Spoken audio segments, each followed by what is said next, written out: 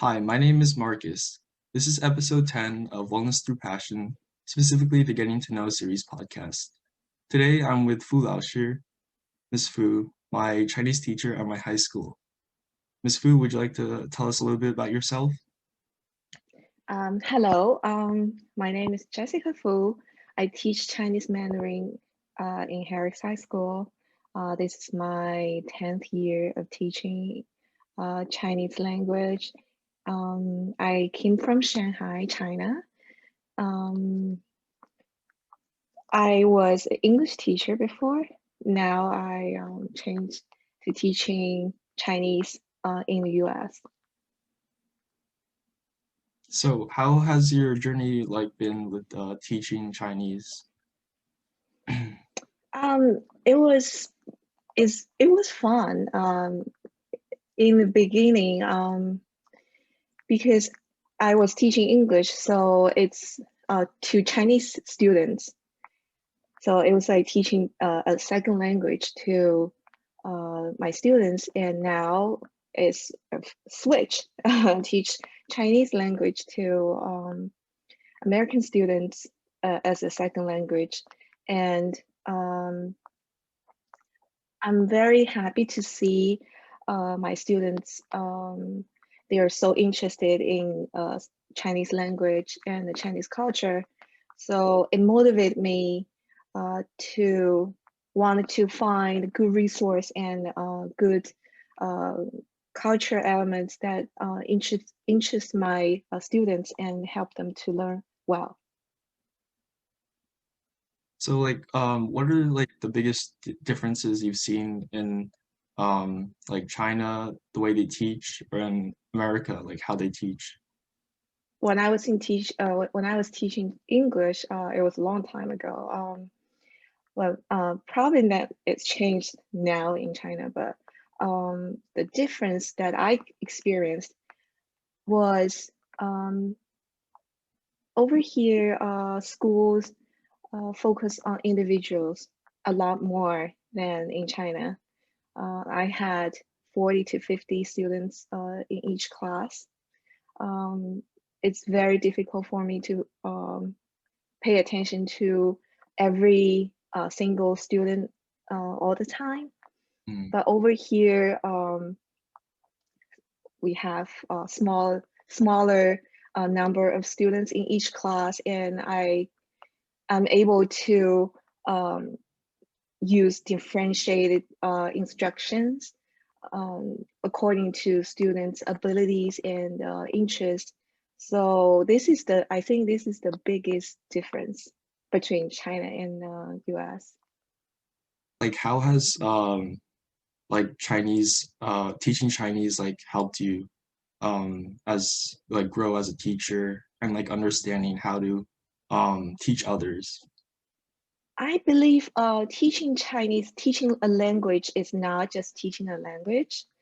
Um, it is what I hope through my teaching, um, I can expose my students to the world, um, how to be a good citizen and how to be especially a global citizen. And teaching a language is, I think, more important is to expose the students to the culture behind this language. You know, because of the development of technology, there are a lot of dictionaries. You can use technology to help to translate the language. A lot of people probably are wondering, why do I need to learn a new language? I can just use dictionary to translate. But culture cannot be translated. And a language is a bridge connecting different uh, races, different people from different countries all over the world. So I think teaching language is to tell the students, to show them um, how to connect with people. Um, so yeah, this is what I believe when I teach Chinese. And you've been learning Chinese for how many years? A lot of years, right? Um, in sixth grade? since sixth grade, I think learning language is a lifelong journey. Mm, Just like when I learn English, I think I'm still learning a lot of English every day, and the culture every day, even though I lived here for so many years, but I'm still learning new things. So after you graduate from high school, I think that is the starting point. Here you go, you're free. So it's on your own now. Now you learn how to learn a new language. Now you're going to start to learn on your own. So I think that teaching students the way how to learn a new language is more important language itself. I think it's really interesting how you mentioned like language is a bridge connecting culture with other people. Um, so like throughout the years, I've been able to develop my interest for Chinese, and I just find it so interesting to learn about new culture and being able to learn how to like write characters, learn about the foods they eat, uh, traditions they do, and stuff like that. And I think I'm gonna be carrying that into later on in life. And um, I've been also able to use like my way to study Chinese into studying also Tagalog, which is also my Filipino main dialect.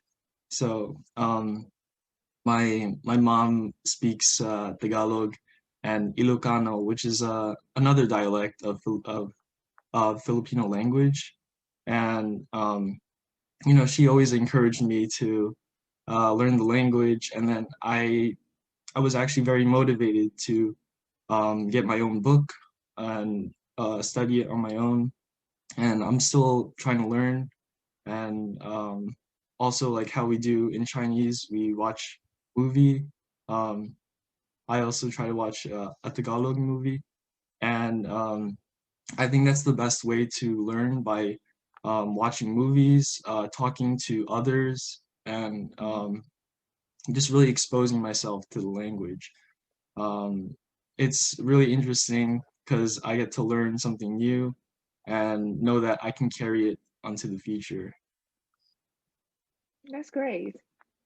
Could you like tell me like some, I guess like some Chinese traditions for the coming New Year?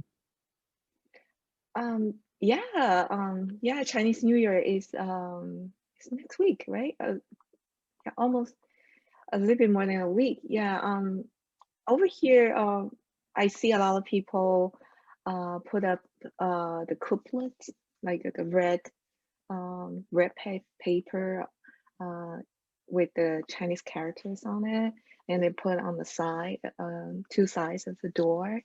We call it couplets, and people like to wear red because red color is a lucky color. Um, and we eat dumplings.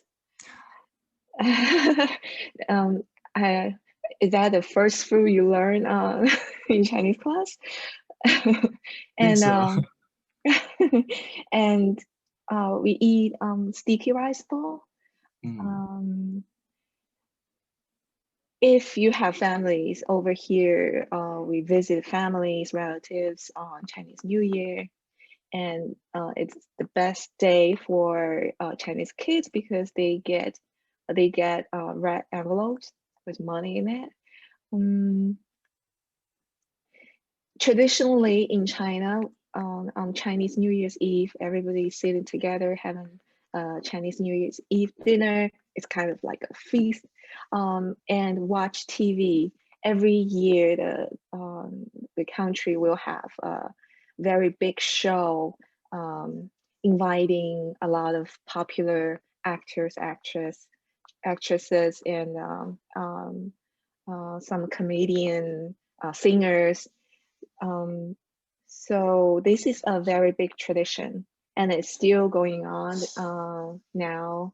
So we use WeChat over here. So I already get the information. Say, oh, hey, how can you watch this performance over here in the U.S.? and this is just everybody is preparing for this moment.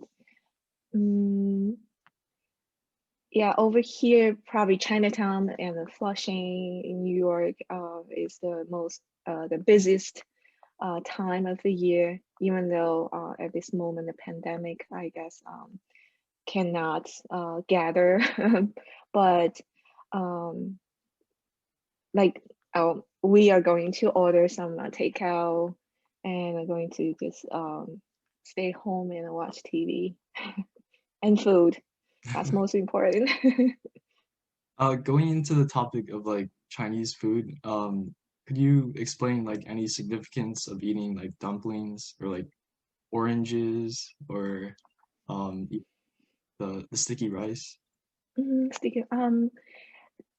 Originally, dumplings are from the northern China because of the geography, a geographic, um, the in the north people eat flowers more, and in the south people eat rice.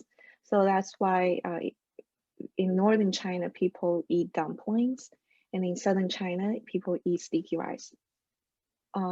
So but now everybody knows different culture, and as long as food is good, we all eat.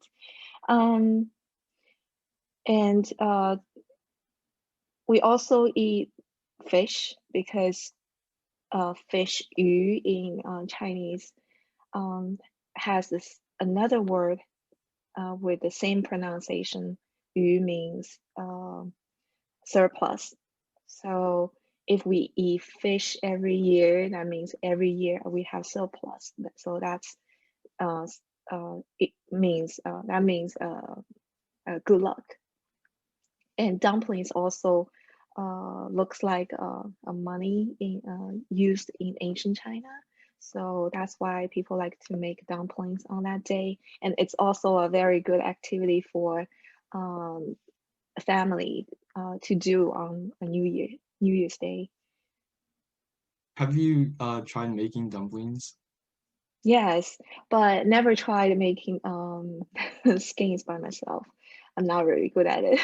So I buy those pre-made skins and just make some fillings and make dumplings in that way. Hmm.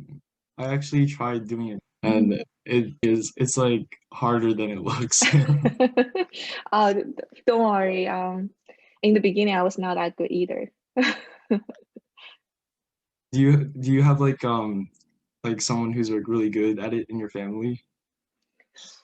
Yes, my mom is very good at it. She knows how to make it from scratch from flour. I cannot do that. It's too complicated. Are your parents from like what part of China? They're from Shanghai. Shanghai.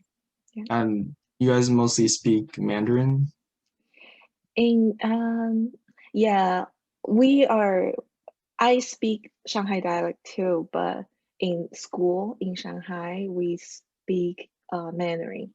So that's why dialects is kind of dying. I've read some articles from China. They say we have to save dialects because, you know,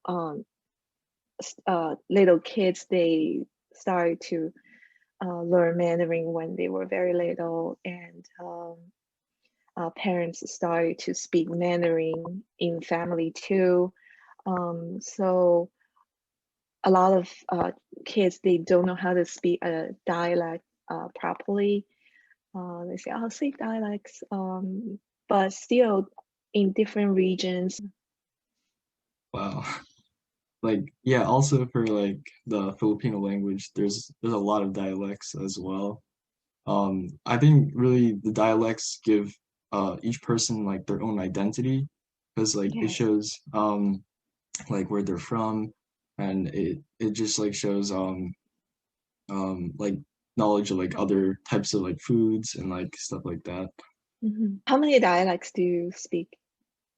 I actually don't speak a lot, so like I've been learning it recently, so I'm still a beginner, I guess, All in right. Tagalog, like mainly. Do you celebrate a New Year? I'm not sure. Is that which day is your New Year's Day? We just celebrate like the usual like American tradition. Um, my mom was born in the Philippines. She doesn't really like tell us too much about the traditions or like um we don't really like celebrate specific ones in mind. Um, yeah, we mostly just follow like the American I usually. see. Do you have any traditional Philippine food that you usually eat? Yeah.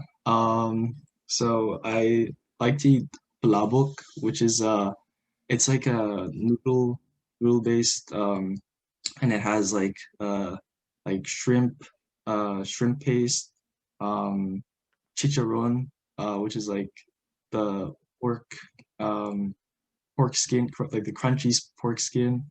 Um has scallions, has lemon and Oh, yeah, sounds it's good. it's good. Yeah. I really like to eat all types of like noodle foods. Um, like noodles in Tagalog is pancit, so like any pancit is good. For like dessert, I guess we like to eat halo halo, which Oh, is that's my favorite too. yeah, the ube, it has like ube, leche flan, vanilla ice cream, um, all those like jellies Oh, and all nice. this sweet red bean. Yeah, and Cool. I also like ube ice cream. It's like a purple yam. Sorry, The there's like pig, the whole pig. yeah, Do you eat there's a it? lot. Yeah, that's called lechon. We just call it lechon. Which one? Um, Okay. it's so big. Yeah, we, uh, we usually cook that in like the oven, and then the skin is so crunchy, so we Yeah. family enjoys that. We also make like a pulutan out of that. It's like a mix of like ginger, um, scallion, onion. It has like a sour and like savory taste to it, Mhm. and really enjoyable to eat. Um, yeah, those are just some foods. There's a lot, but um, those are on the top of my head right now. Um, That's a yeah. lot. What are some like good spots, I guess, in Chinatown or Flushing that you really enjoy going to? I don't you we live on Long Island, so Chinatown is too far for me. Flushing, I usually go to Soup Dumpling. One is called Nanxiang. It's on Prince Street. I love it. It's very authentic.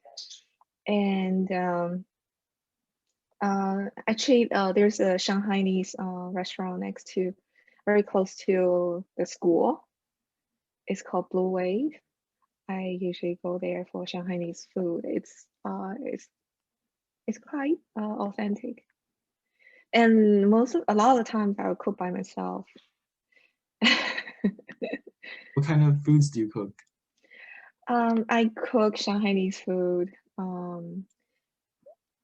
but also because my husband is from Hong Kong, so usually I cook a little bit Hong Kongese food, like Cantonese, but I'm not that good at it. So like steamed fish, Shanghainese food usually is braised in soy sauce. So like ribs braised in soy sauce, fish braised in soy sauce, um, and meatball, and wonton. It's another type of a dumpling. It's not like a 饺子. Um, the skin is square, in square shape. Um, and what else? Soup. Um, all different kind of soup. Yeah, when I have time, I like to cook. It's kind of relaxing. It's just not thinking about anything work or study or anything. Just thinking about food, how to make it more delicious. Going into that topic of just like finding an outlet to really just like relax and like take a breather from everything. Um, like for me, like I mentioned to you that I created an Instagram account, so That's very good. features me dancing, playing the viola, exercising, um, and later cooking. I use this as a way to just like develop my talents and do things in a different way that like I'm not so comfortable doing. And I was able to really develop my confidence and um, just like showing my passion for these different activities I do. And I've been able to grow as a person and realize like how to improve upon each thing that I do. And um, I noticed like I can really carry this on in the future. And yeah, so it's a really fun journey for me. For you, what do you do to just stay calm during these times? Um, I think hobby is very important for a person, um, for a whole, like, it benefits you your entire life. I like sports. I play tennis a lot. Um, and if I cannot go out to play tennis or do running, if it's raining outside, I would um, do exercise at home on treadmill or anything. Um, and and I listen to some music. I don't really care what kind of music. Just any kind of music. Before, I sing a lot of karaoke at home. It's very popular in China in Chinese culture. Um, I remember I went to a Philippine restaurant. They have karaoke too. When you eat food and people can sing karaoke on the side. Yeah, we It, Filipinos like to sing as well. that's cool. And watch movies or read books. I try to learn new things every day. Um, I think learning things like knowledge is not just knowledge itself. I always believe that the way of thinking is what I like to learn. Um, and um, play with my dog. Yeah, I just want to make myself busy all the time. Doesn't matter what to do. Do something new. Don't be afraid of trying something new, and believe always that I can do this. I've never done this before. Okay, let me try it. Yeah, So always be open-minded and find anything to explore. like for me, I really took that into my like personally, and I was just able to just like try all these different things. And I didn't know like I was gonna go to cooking. Like I just did it like for fun to start off. Like I literally went from like cooking rice, and then now I'm That's cool. making all these dishes, um, like Filipino cuisine, American cuisine, Japanese, Wow. Korean. Wow. What's the most recent cuisine you just made? Most recent. Um, a few days ago, I made the longevity noodles. Uh, yeah, Wow. my my mom loves it, and the rest of my family does too. Oh, And that's cool. yeah, I basically just like learn it, try to learn the recipes, and then like try to tweak it in a way that like makes it more like um like my own thing. And then yeah, I also made like these Mediterranean grilled lamb chops. Um That it's really sounds wow. That sounds fantastic. yeah, it came with like rosemary, thyme, like seasoning. And then I grilled it and then had it with like tzatziki sauce, which is like the white sauce. Really good. Yeah. Nice. Then you can have another Instagram account just post food pictures. Yeah, on my Instagram, like I just have just basically everything, just like dancing, the viola, That's um, cool. exercising. It's just like maybe I should try to organize it a little bit more. My Instagram is Marcus_arts. Okay, I'll take a look. I'll follow you. How has like time management been for you during these times? Um, I personally think I'm very good at time management. I only There's one I think one trick is I don't really care how much time I have. Even though I have 2 minutes, I will do something. So because you can never find a big chunk of time for you to sit down do one thing. So uh, once I have 2 minutes, 5 minutes, I will say, okay, let me finish just a small piece of something.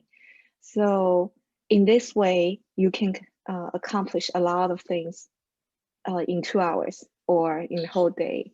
Um, yeah, this is how I manage my everything because in your life is in your study too, right? There are a lot of different things, different subjects. Um, when I was a student in high school, I remember I never took books back home. I finished all study in just in school. So in we have 10 minutes break between each period. We don't move. So it's a little bit different from the US. Students stay in the classroom for a whole day and teachers rotate. So teachers come into this classroom, this class to teach and then leave.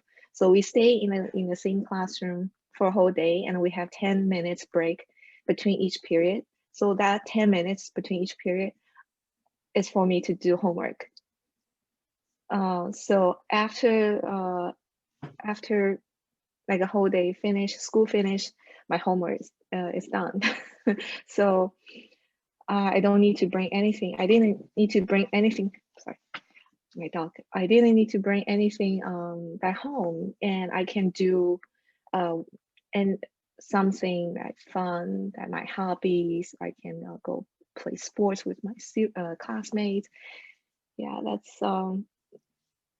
I like to be busy all the time. um, that's how I manage. I think it's really interesting how you're able to maximize your productivity and having this mindset where you want to make everything um like make use of all your time as much as possible. And like for me, like just like studying, like as you said, there's no way like I can study for like I don't know, like 3 hours at one time. So Yes. I try to do like 25 minutes study and then have like 5 or 10 minute break and then just keep doing that in like short bursts of time. And I feel like that's very efficient for me. And like also like making up for those minutes as you said, like if I'm in the car or just like waiting for someone, I like go on my phone, like study uh like Quizlet or any types of material I can just like review. And yeah, that's just some of my stuff I do. Yeah, and also a suggestion is you can make a plan like for daily plan. And for example, on Saturday, what time to what time is I have to sit down to my work, and then what time to what time I can do cooking. I can play some video games. I'm not against video games, but and everybody loves it. um, but we just put priority, right? Which one is more important at this moment? Um, but we also need entertainment. We're not robots. We cannot always study or always work. We need something to um, make ourselves relax. So when I was a kid, I had a tiger mom. My mom was very, very strict. So during summer break, she always plan. It's like a military plan. 7 o'clock, get up. 7 to 7:30, eat breakfast. 7:30 to 8:30, English. 8:30 to 9:30, math. Wow. She does that. So I get the uh, good part from it, and I improvise my own belief. So now just I cannot do work all the time, so I put some interest in between. Do you think you gained a better sense of responsibility and time management from your mom? Yes, absolutely yes. Even though I hated when I was a kid, why you did this to me, but now think back, yes, um, I I learned how to um, be organized and how to be responsible uh, for my work, for my study. Yeah, absolutely. So I'm very grateful. I think yeah, I think it's really interesting like how you mentioned that like later on in life really like take a look at um the past and like realize like how important like I guess your mom was even though like during that time you didn't really enjoy that. Oh no, Um I didn't. but I can't really speak for myself because I'm still a high schooler. But Yes, so yeah. I'm Just still enjoy high school. Mm. It's a life journey. Everybody will have that stage. You probably when I was at your age, I never thought of anything that I'm thinking right now. But don't worry, just enjoy that moment when you're in high school. Just enjoy being a high school student. going to one more topic about passion. Mhm. So how has your teaching passion for teaching like developed throughout the years? And like was teaching your like number one thing you wanted to get into since you were younger? Yes, I love teaching, but when I was a kid, I didn't think of being a teacher. Now think back, when I was a kid, I play with my neighbors, and we always had a chalk, write something on either on the ground or on the wall or something. Uh, and then when I was in high school, in China, there's a Gaokao, right, a college entrance examination. I wanted to be I wanted to be a computer engineer. Oh, Um, um, I was my math was the strongest subject at that moment when I was in high school. Um, then I thought at that time computer wasn't still a new thing. Like I thought it was very cool, holding a play working on the computer, right? You go everywhere holding a computer. It looks you're a cool person. So that's why I wanted to be a computer engineer. But Gaokao at that moment, you have to write down all the majors you want to learn, the colleges, apply for those colleges before you took the examination. So it's very different.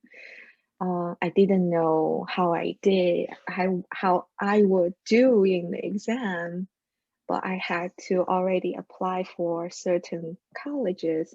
So it's very hard to predict what I can do. So I did better than I expected in the exam. Then it suddenly I got an offer from a teachers college that they have a new program, like a flagship program. They want me to study in, and I had no choice because in China there are too many students, and once they offer you something, you have to take it. So I was very, very upset at that moment. Um, I didn't even go to my high school graduate ceremony. I was just too upset. Um, yeah, I didn't want to be a teacher. I wanted to be a computer engineer, and but I still went because had no choice. But after a year of learning in college, I started to love it. Um, then after the internship, um, then after 3 years of teaching China, then I came here after so many years of teaching. No, I realized that misfortune, right? In at that moment, actually, it's a good thing. It's luck. And maybe I'm meant to be a teacher because um, I cannot sit in front of the computer for a whole time. I'm not this kind of person. And I realized I'm an active person. I like to walk around, in the classroom you can walk around, and I like to talk to people. But being a computer engineer, you have to sit in front of the computer and do all the programming and stuff. It's not me. So then when I see my students, every time that aha moment, say, oh, I got it. Oh, like when I see them, um, their excitement on their face, I feel so happy and I feel very satisfied and accomplished. I said, okay, yes, that's what I want because I want to bring you. Just now I mentioned language is a bridge, right? I build a bridge to connect my students with the knowledge that I can be that person, then I'm very happy. And um, so I love teaching. That is my passion. I I believe I will be in education area for my entire life. Wow, I never like knew you wanted to become a computer engineer. Yeah, that's a very interesting story in my life. At that moment, you don't know how desperate I was. Say, oh my God, why this happened to me? I studied so hard. Why I couldn't get in the college that I wanted?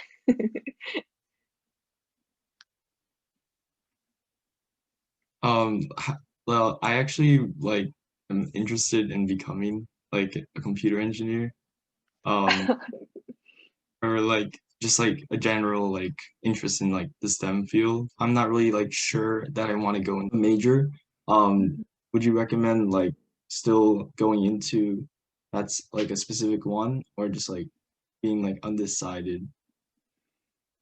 Um, it's a good thing about American education that you can decide later in college.